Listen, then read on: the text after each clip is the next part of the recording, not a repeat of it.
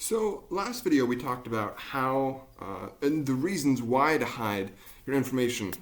So now we're going to talk about what comes next. Well, the first thing we're going to have to do, we're going to have to learn a few key words because it's important to know kind of what you're talking about when we just start learning about the physical ways to encrypt things. Using paper and algorithms and ciphers and all sorts of those things, and also in computers.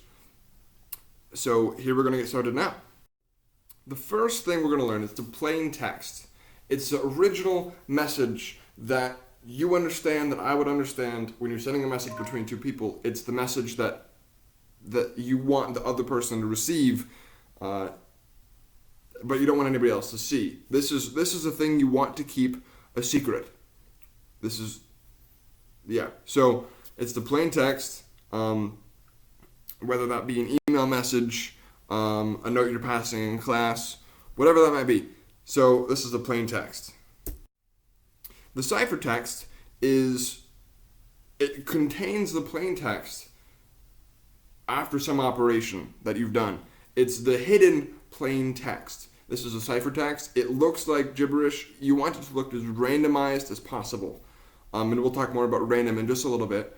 The ciphertext is really what you pass back and forth.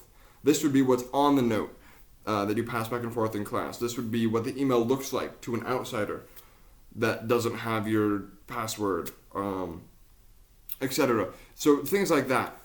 The ciphertext it comes in many different shapes and sizes. But again, we'll get into all those later.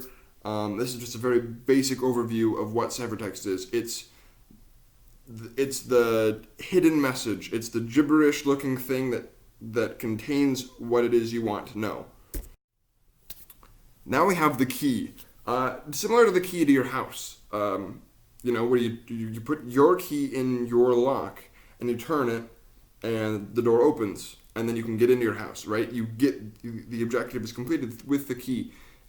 A digital key or a cryptographic key is very similar. You want to get into the information, and the key is what lets you get in. The key contains some information that was used in the encryption process to make the ciphertext.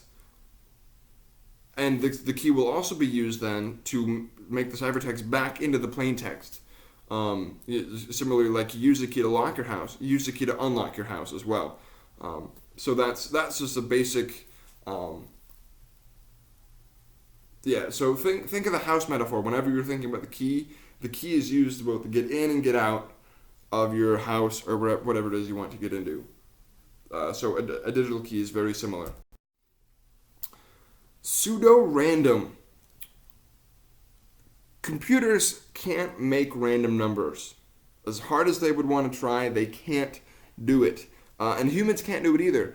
As much as we want to consider stuff random, we can't do it. For example, if you were told with a bunch of other people to go stand randomly in some amount of space, the chances are, instead of being actually random, you would kind of evenly space yourself out from each other, right? That's just how we think about random. We think of random as ordered and organized, just because our minds can't really understand disorder and disorganization as much as we would like to think. So we have this thing called pseudo-random. It's the ability of a computer to generate random numbers or people to generate random lists and things. We can't get to random. People have been trying to get to random for ages, and it's really people idolize it as the thing that will make encryption perfect, to get a truly random sequence. And you'll understand more about that later as we get into block ciphers and things like that. But pseudo-random is this hypothetical thing that we can't attain. People have suggested that the number of cosmic rays that hits a cubic foot in space would be random. So we're now spending billions of dollars launching probes to measure cosmic rays in space to see if they're random. Which is funny because we don't have any random numbers to compare it with, so we won't ever actually know. Anyway, so just know that computers can't make random numbers or random sequences. So we use things called pseudo-random sequences, which are as close to random as we can get from a computer.